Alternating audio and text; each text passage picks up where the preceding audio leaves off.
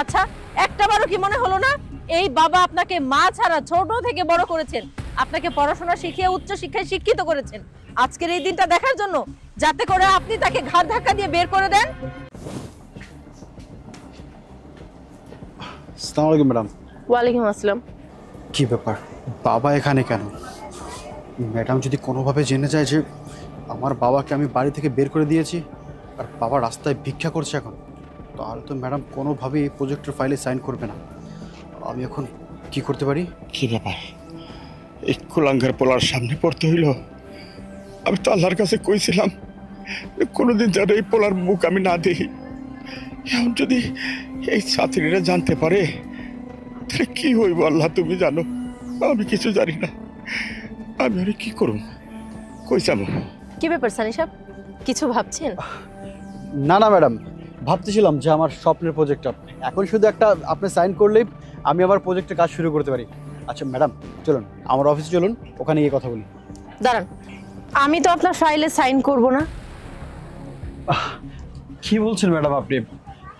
আমার এই প্রজেক্টে লক্ষ লক্ষ কোটি কোটি টাকা ইনভেস্ট করা, আপনি যদি এখন বলেন আমার প্রজেক্টে সাইন করবেন না তাহলে আমার সব কিছু শেষ হয়ে যাবে, আমি পথের ফকির হয়ে যাব। আচ্ছা আপনি এখানে লক্ষ লক্ষ টাকা ইনভেস্ট করেছেন, এখন যদি এই প্রজেক্ট আপনি চালু করতে না পারেন, দ্যাটস ওয়াই আপনি রাস্তার ফকির হয়ে যাবেন। আর আপনি যখন আপনার নিজের বাবাকে, যে কিনা আপনাকে কোলে পিঠে করে মানুষ করেছেন, তাকে যখন নিজ ইচ্ছায় রাস্তার ফকির বানিয়ে দিয়েছেন, তখন আপনার বুকটা একটাবারও কাঁপেনি? ম্যাডাম আপনি সব কি বলতেছেন? আমি তো কিছুই বুঝতে পারছি না। ও আচ্ছা, আপনি তো কিছুই বুঝতে পারছেন না তাই না? আপনি কিছু না বুঝতে পারলেও আমি আপনার চোখের ভাষাতেই বুঝে গেছি এই অসহায় মানুষটি আপনার বাবা। Am I right? জানি স্বীকার করার ভাষাও আপনার কাছে নেই।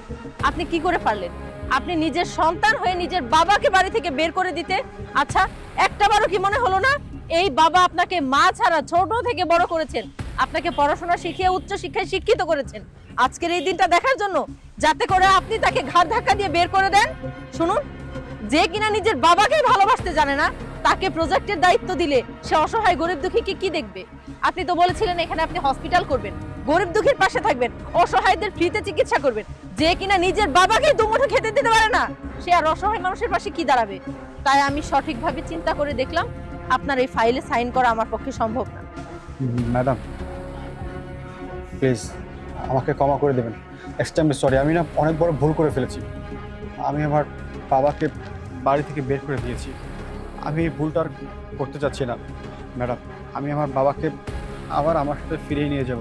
বাবা তুমি আমাকে ক্ষমা করে দাও, আমি না তোমাকে আর কোনোদিন এমন কষ্ট দেব না। ম্যাডাম আপনি এই প্রজেক্টটা রিজেক্ট করবেন না, তাহলে আমার অনেক বড় ক্ষতি হয়ে যাবে। ও আচ্ছা, আজকে যখনই আপনার স্বার্থে টান পড়লো আমি আপনার ফাইলে সাইন করব না বললাম, ঠিক অমনি আপনি আপনার বাবাকে ফিরিয়ে নিতে চাচ্ছেন তাই তো? কিন্তু এই সুযোগটা আমি আর আপনাকে দিব না। আপনার বাবা আজ থেকে আর আপনার বাবা নন, উনি এখন থেকে আমার বাবা। আমি ওনাকে আমার সাথে নিয়ে যাব, তাকে আমি আমার মাথার তাজ করে রাখবো। আপনি হীরাকে পাথর ভেবে ছুঁড়ে ফেললেও আমি কিন্তু হীরাকে ঠিকই চিনতে পেরেছি। আমি তাকে দূরে যেতে দেব না, আমি তাকে সারা জীবন আমার কাছে রেখে দিব। বাবা আপনিই বলুন, আপনি কি এখান থেকে আপনার ছেলের কাছে ফিরে যেতে চান নাকি আমার সাথেই যাবেন?